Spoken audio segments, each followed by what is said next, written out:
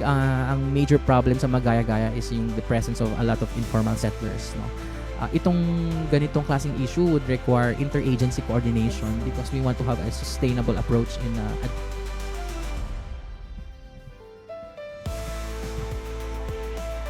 Yun nga po nakikita natin na magkakaroon na po ng media statement ang ating Pangulo. So, Umaga sa sa inyong punto lahat. po ito, ating This is, pakinggan po ang mensahe niya.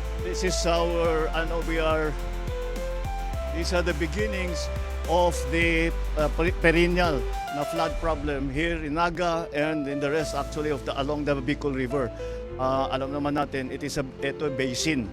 At maraming mga construction, hindi lamang yung private sector construction, kundi ang pagpagawa nito ng mga iba't ibang yung linipat ang dinaanan ng tubig, kaya naging mas grabe. Isa pang bagay, yung nagsiltation talaga ng husto. Kaya kung titignan ninyo, napakababaw na nitong ilog na ito.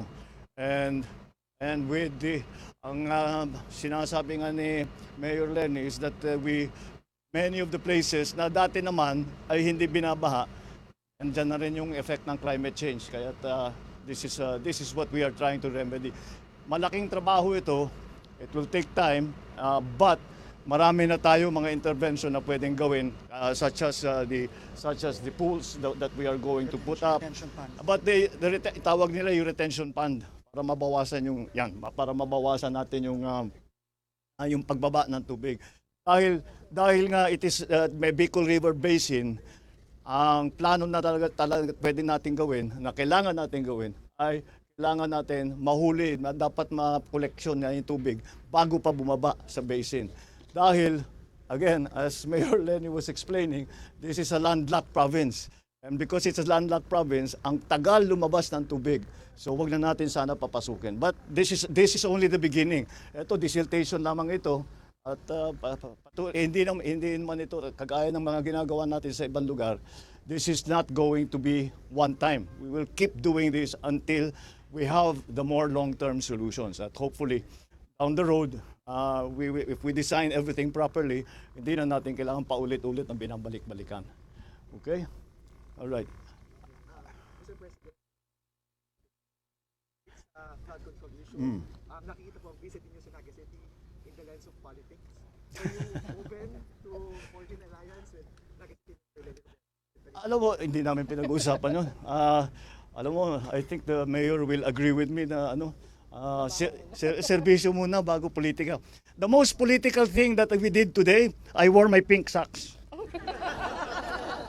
My pink socks in honor of Mayor Lenny. Sabi po kasi na No, we have been planning this for a few months already. Because talagang naging critical ito especially with the storms that came in. Then I already instructed Sec Vince and Sec Ping to look at the situation here. Because we know that Bicol is always the pathway of the storms, but the immediate problem that we saw, the change in pattern that we saw, is yung bigat ng bagsak ng ulan. Dati hindi naman ganun karami. You got 700 in one day, 700 centimeters of rain in one day. Ano yun? Katumbas ng 6 na buwan yun. Pas po siya sa Ondoy and Yolanda. Yeah, that's very significant, and that's why it became critical. So we did not discuss. Serbisyo muna bago politika. Marami pang kailangan gawin. Marami pa kaming kailangan gawin. So we will get to that. Aabot din tayo doon.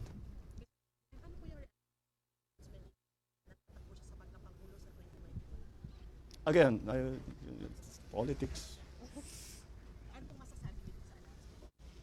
Nothing really. That's her choice. Mr. President, how about the willingness of Senator Amy to run alongside? Again, this is all politics. We're not going to discuss politics now. We are talking. What we are here for is to try and find solutions to this very important problem, very critical problem that we have not only here in Naga City but also in Kamsur, and for that matter, for the whole of Bicol. That's what we are concentrating on.